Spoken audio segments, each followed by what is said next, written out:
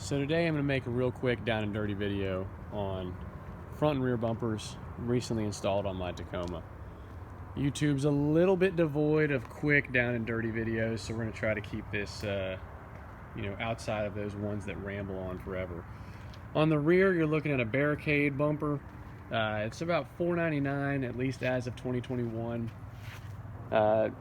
I had it installed at a local shop since the front bumper that I'll go back and cover in a second required some cutting, but this is a pretty easy install. You could do it on your own. There's just 2 bolts that hold it on.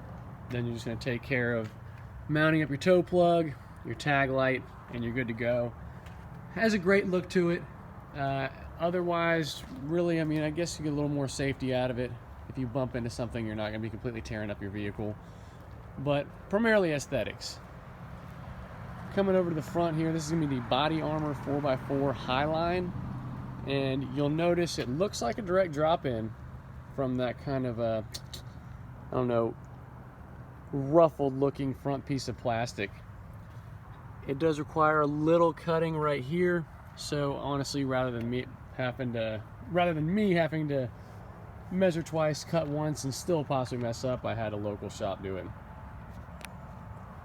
This is about a $640 bumper.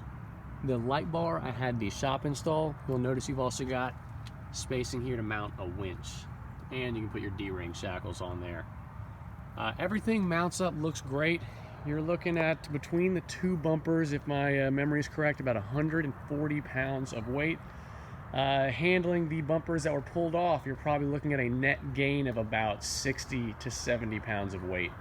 That's a gross estimation. I could be off. But anyhow, shop install, 2 bumpers, really make the truck look fantastic. And thanks for watching.